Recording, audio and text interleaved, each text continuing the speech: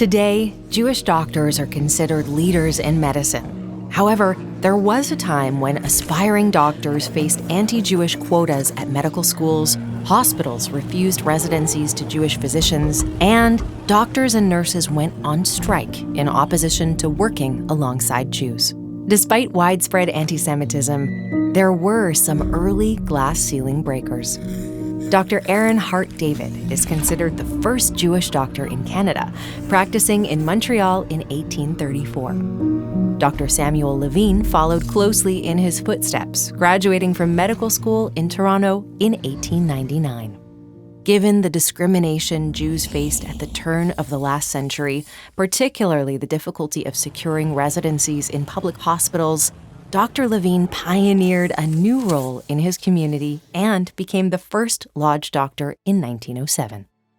Lodge doctors served members of mutual benefit societies, organizations formed by groups of recently immigrated Jews to support one another.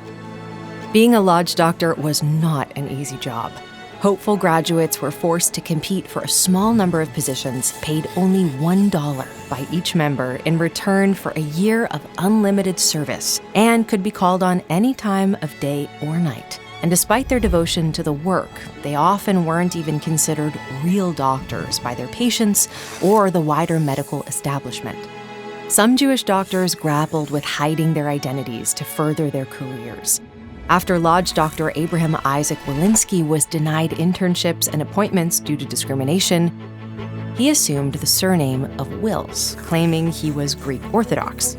The name helped him secure a job as an ambulance doctor and an internship at the Mayo Clinic. His skill was finally recognized in Toronto, and Dr. Wilinski was accepted at the Toronto Western Hospital in 1918. He went on to pioneer spinal anesthesia and formed the Toronto Jewish Medical Association in 1925. During the early 20th century, it was a group of Jewish women that stepped up to meet the needs of a growing Jewish population, founding several important Jewish medical institutions. Ida Siegel formed the Jewish Dispensary in 1910, offering medical and delivery care to Jewish expectant mothers in Toronto.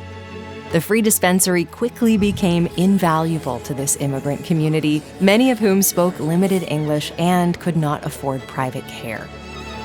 Just a decade later, the Ezrat Nashim, a women's mutual benefit society, played an instrumental role in founding the first Jewish hospital in Toronto, Mount Sinai Hospital.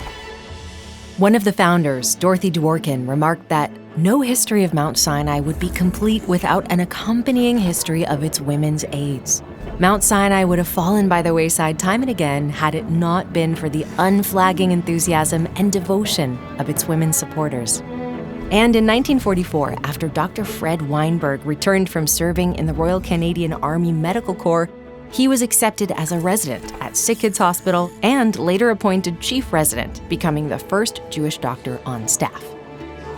Despite innumerable challenges and discrimination at every turn, Jewish medical trailblazers like Dorothy Dworkin and Dr. Levine worked tirelessly alongside dedicated women's organizations to pioneer the Canadian medical care we all enjoy today.